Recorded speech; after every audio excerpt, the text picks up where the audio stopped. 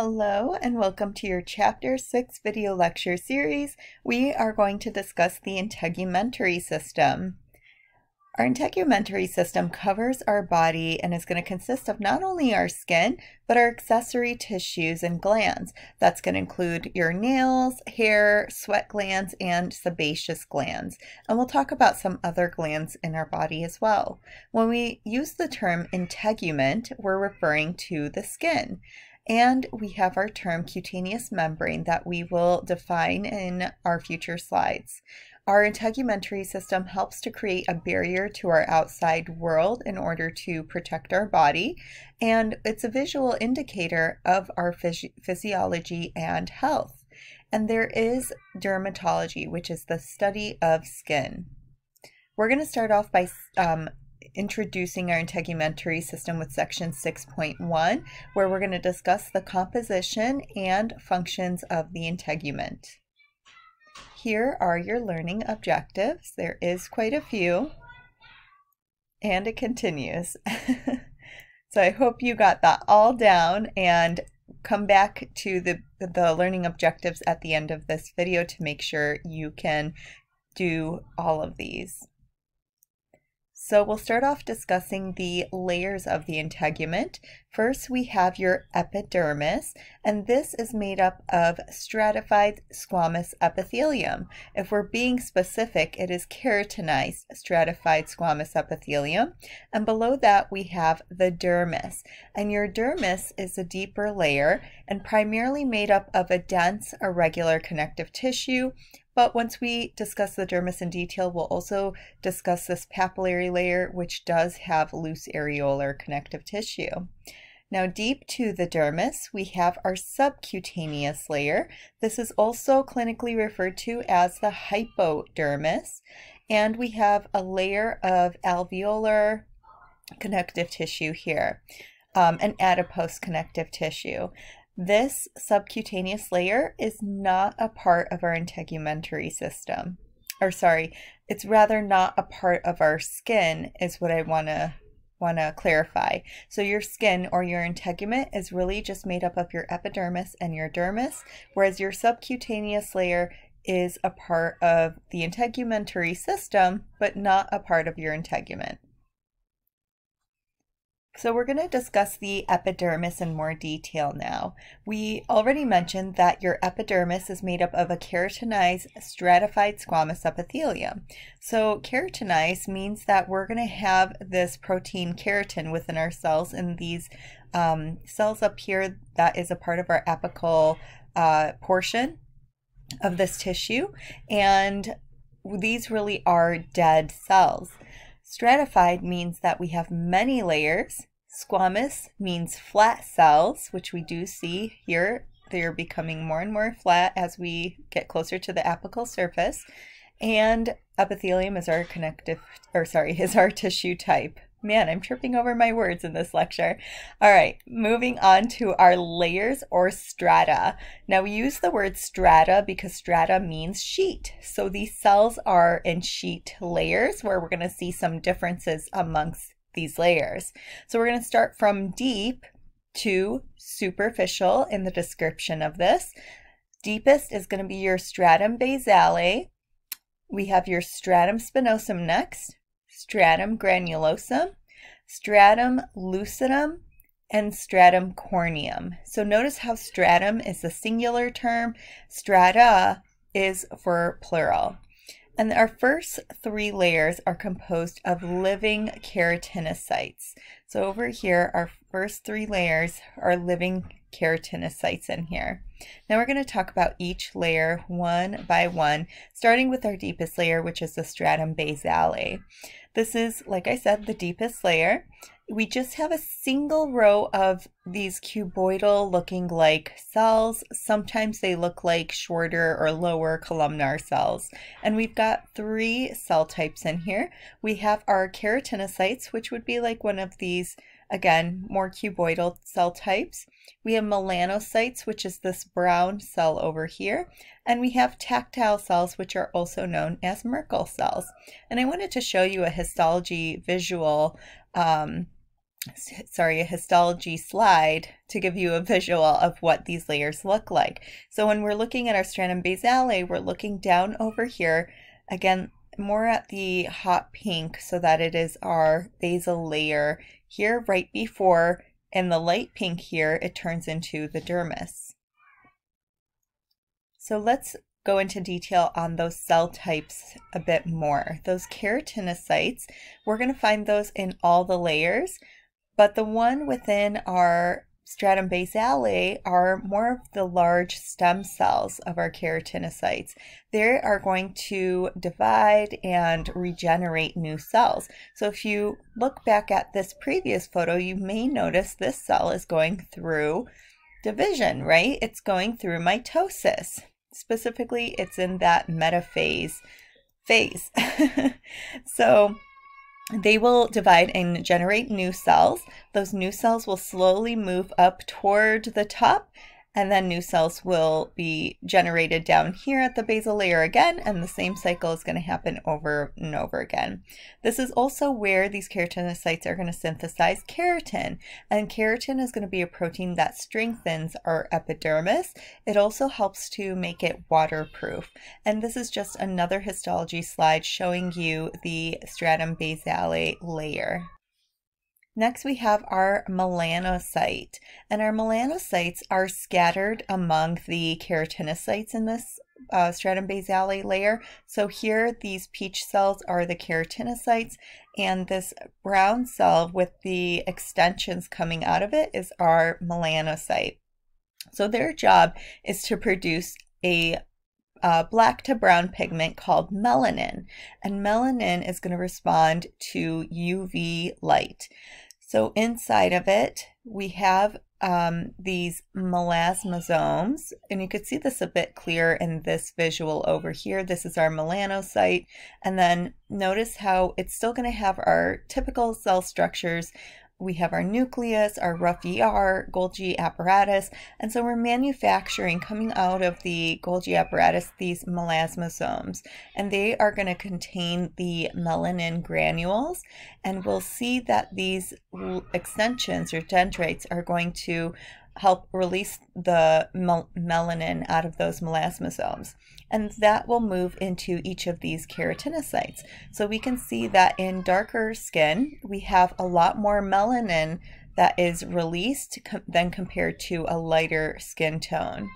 And by these melasmosomes moving into our keratinocytes and releasing the melanin, we are able to shield their nuclear DNA from UV radiation. And then this histology slide over here used a special stain in order to show the melanin containing basal cells here. So that's why we see that brown pigmentation over here. Now let's discuss those tactile cells, or like I said, they're also known as Merkel cells. And they're just going to be a few of them, and they're really sensitive to light touch. So when somebody goes to touch your skin, like it's very light touch, then we are going to see that there's a compression, and we are going to release chemicals. So over here is in the green is our Merkel cell, and in vesicles we are releasing chemicals and stimulating other receptors which belong to our sensory nerve. So our sensory nerve is in the blue here, and that sensory nerve will transmit that information over to our spinal cord and into the brain to let us know, hey, there's a light touch going here. Now into our second layer, which is going to be the stratum spinosum. So this is quite a couple sheets in layers large. We have several layers of these polygonal keratinocytes. So you could see that a bit better in this photo here, where we're going to have our keratinocytes layered on top of one another, and then our daughter cells from the stratum basale are going to be pushed into this layer. So remember, down here we have mitosis taking place. Once the cell divides and time goes on, it's going to move into the spinosum layer. And these are going to be non-dividing keratinocytes, so we cannot go through mitosis here. And these keratinocytes are attached through intercellular junctions, specifically desmosomes. And so the desmosomes look a little spiky when they are attaching to the cell next to them. And so sometimes this is known as the spiky or spiny layer as well. And then we have these special cells called epidermal dendritic cells or Langerhans cells that are found in this layer, and sometimes we can find them in the granulosum layer, which we're going to talk about in just a bit. But these cells are working within our immune system, and what they're really doing is searching around in our epidermis for any pathogen that comes into contact so it can alert our immune system. Now for our stratum granulosum. This is named because we have granules within these cells, and that's what's giving that darker pigmentation here. You can even see that in the illustration here in our stratum granulosum.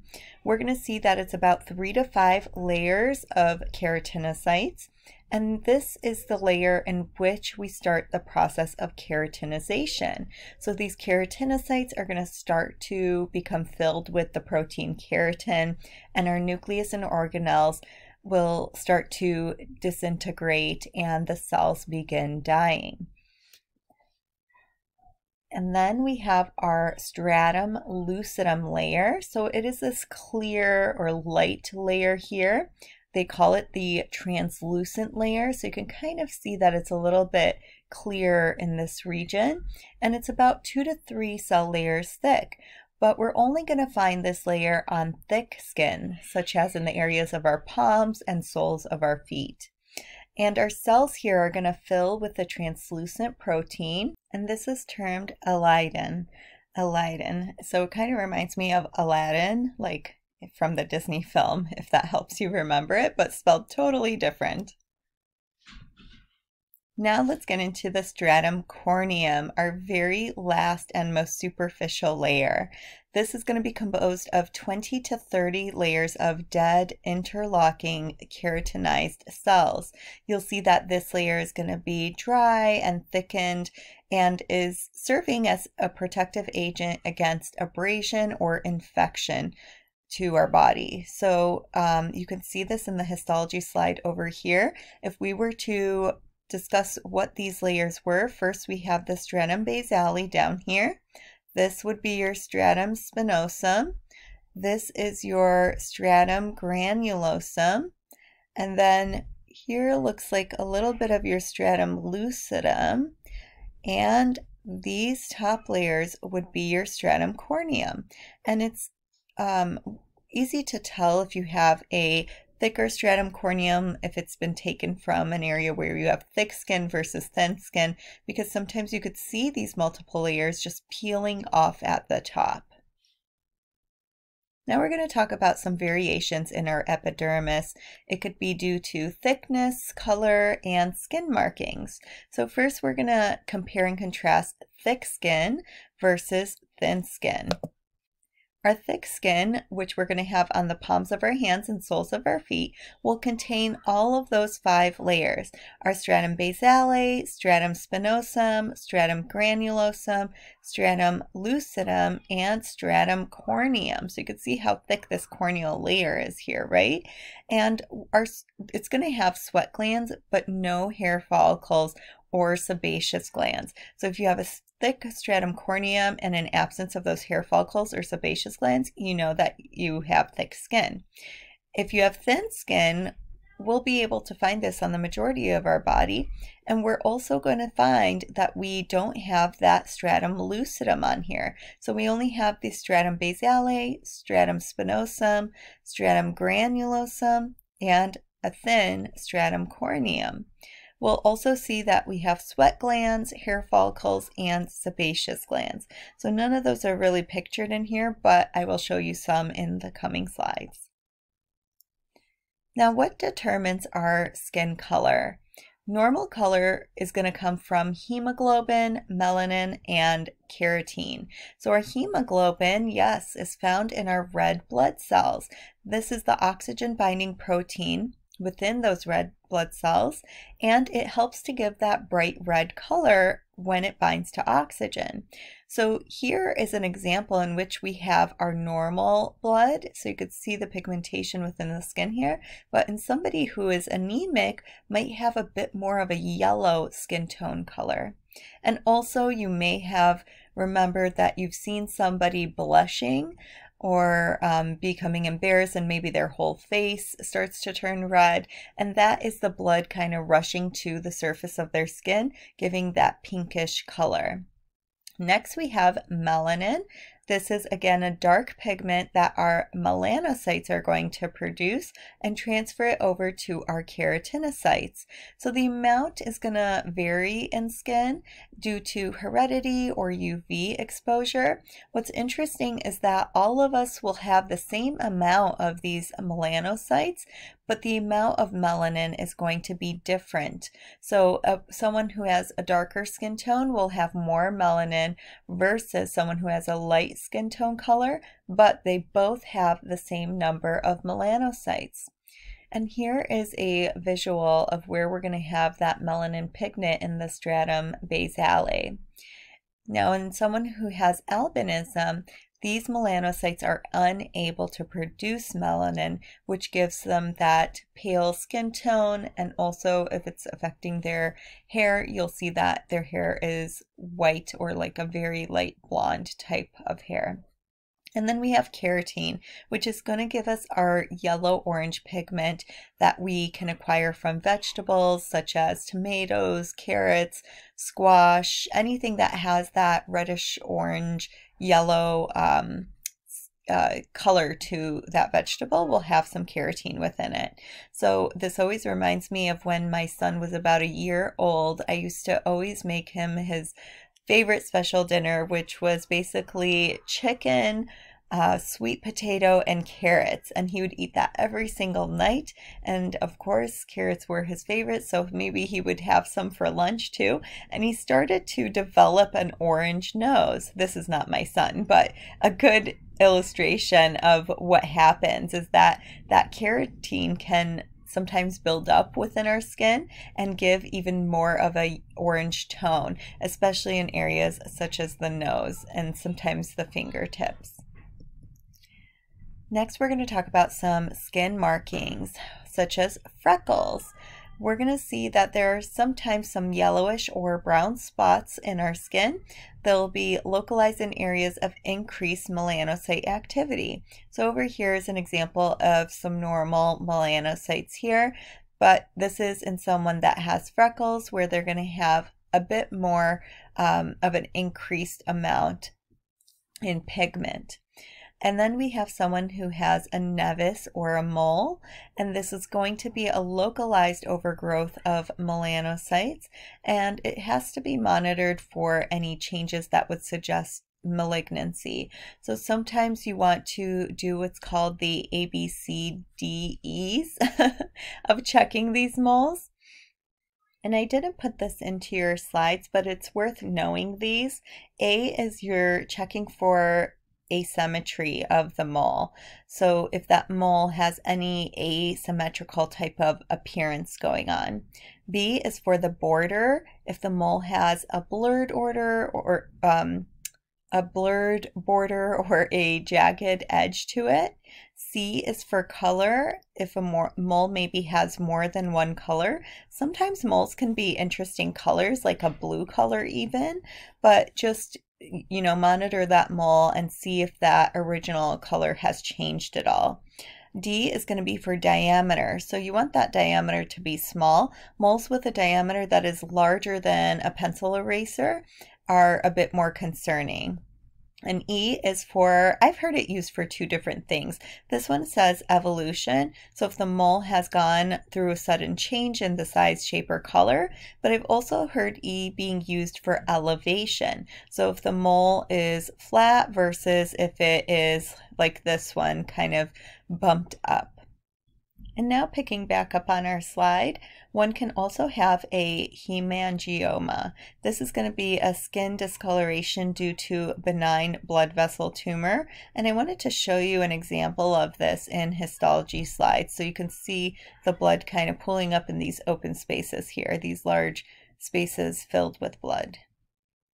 And what about our fingerprints? These fingerprints are known as friction ridges, and you could see some examples of the types that we have here. There's an arch, there's the whorl, there's the loop, and a combination. And first I'm going to point this out in the illustration down here from your book, figure 6.6.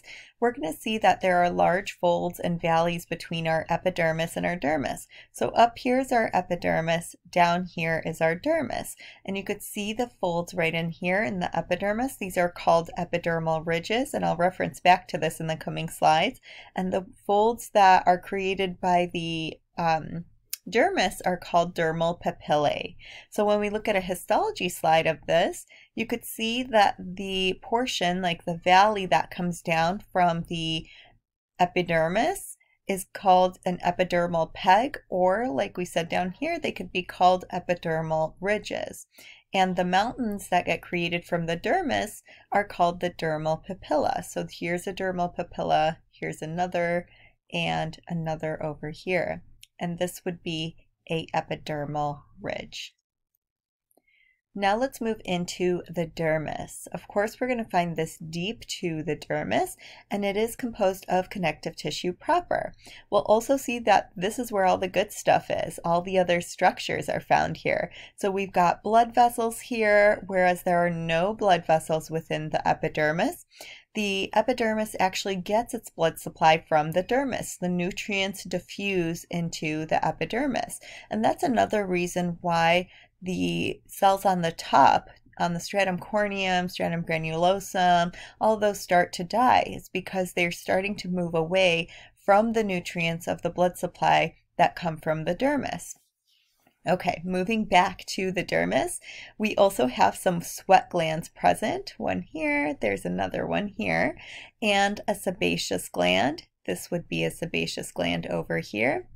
And our hair follicle, of course, one found here.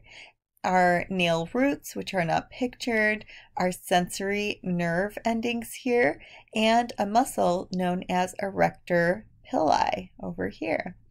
And so our dermis is separated into a papillary layer and a reticular layer. Now, before I move on and discuss more detail about the dermis, I want you to know, so jot this down in your notes, that your epidermis makes up 20% of your skin, whereas your dermis is going to make up 80% of your skin. And these papillary layers and reticular layers within your dermis are kind of set up in the same proportion. So your papillary layer makes up just about 20% of your dermis, and your reticular layer makes up about 80% of your dermis. We'll start with your papillary layer first. This is our superficial region of the dermis, and it's deep to our epidermis. And I'm pointing to the wrong place. This is your epidermis here.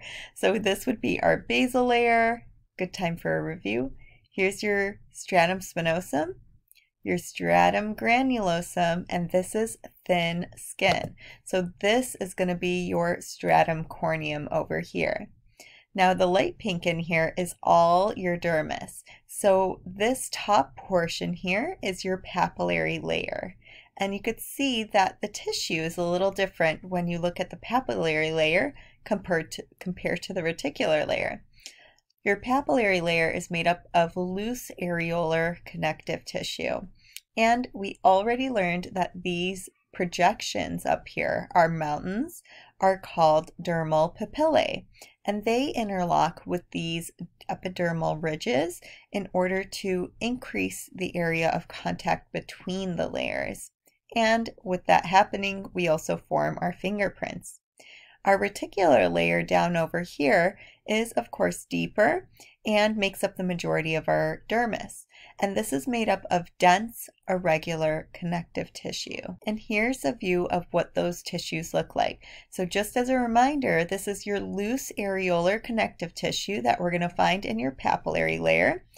And in your reticular layer, we are going to find this dense, irregular connective tissue.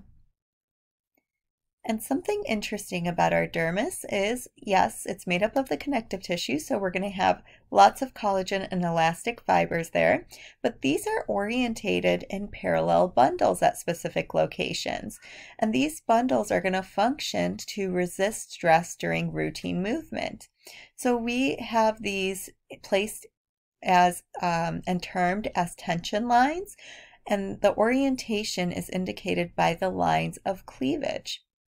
And these, when we make an incision, so this is very important in surgery, especially plastic surgeons, in which you really don't want a scar. So the incisions that they make, if we want those to be parallel to these cleavage lines so that they heal more quickly and they leave less scarring. But if we make an incision perpendicular to these cleavage lines, then we are more likely to form a scar because they stay a bit more open due to cut elastic fibers. And if the skin is stretched beyond its capabilities, some of the collagen fibers become torn and can lead to things like stretch marks, or what we call striae, which striae kind of refers to stripes. And a little clinical viewpoint here on tattoos. Of course, I had to put these cool anatomy tattoos here. And these tattoos are going to be permanent images that are produced on our integument, or our skin. The way they do this is that they are going to inject dye down into the dermis. What would happen if they injected the dye into the epidermis? Within about 30 days, you're going to start to see that tattoo fade, right? Because those old cells are going to slough off, and the new cells are going to go through mitosis and move closer up to the surface of the skin, and those new cells in our stratum basale will not have the dye in them. So the tattoo will disappear. It's usually impossible to completely remove a tattoo, but there are lasers that work to break down the pigments. And the newer inks are available that they are going to allow for a little bit easier removal of the tattoo, just in case the person changes their mind. Now let's talk about the subcutaneous layer, or the hypodermis, or another name for it is superficial fascia. Again, this is not a part of the integument or the skin, but we do classify it within the integumentary system. And we'll find that we have some loose areolar tissue in there, as well as adipose connective tissue. And I wanted to show you, we're used to seeing our adipose tissue like this. This is our white adipose tissue, in which that nucleus kind of gets shoved off to one side, and that cell, that adipocyte, is filled with fat. And this is also adipose tissue. This is called brown fat, and we're going to find this brown fat more within newborns because they help more with insulation and keeping the baby warm. This is also a layer in which is common for drug injection or vaccination. We'll see an extensive vascular network here that's going to promote rapid absorption, and that's why we use this as a site for that. And in order to give an injection in the subcutaneous tissue, you want to lift up that skin between your thumb and your two fingers with one hand, pulling the skin and the fat away from the underlying muscle. Sometimes people pinch a little too hard and that muscle gets pulled in as well. If you may think that you're pinching the skin like this, you might want to just kind of jiggle that skin and the muscle should kind of slide away, kind of like a slippery fish. Now let's discuss the functions of the integument. First function is going to be protection. It's going to protect our body from injury, harmful substances, microbes, and extreme temperatures and UV radiation.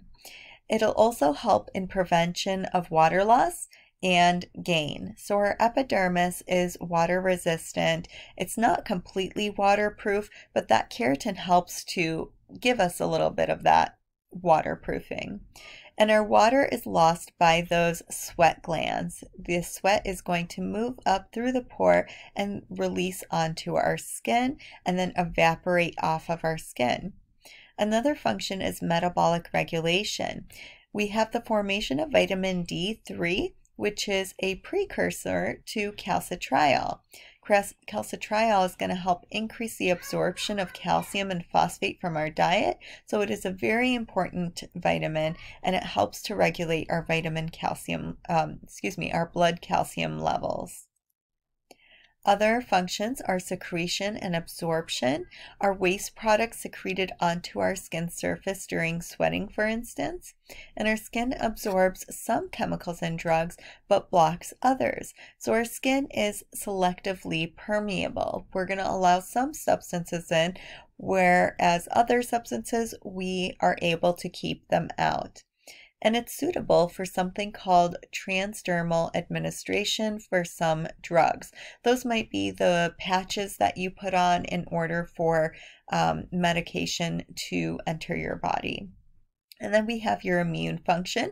We talked about our dendritic cells and how they could be found in the stratum spinosum and stratum granulosum in order to search for pathogens. We can also find these dendritic cells within our dermis too. And so they can help kind of sound the alarm if they do find a pathogen. We also have temperature regulation.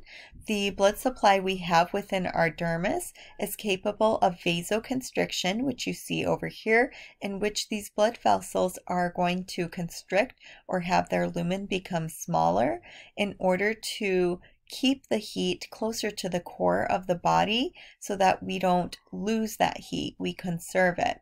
Whereas in moments where we are really warm, we have our blood vessels here vasodilate, so the lumen becomes larger, and we bring that blood closer to the surface of our skin, and that heat can radiate off in order to release heat to cool our body down. And lastly, we have our sensory reception. We have extensive innervation that's going to allow for detection of stimuli. We've got all sorts of sensory receptors in which we're going to feel things like vibration or light touch or deep pressure, even pain that our skin will be able to sense.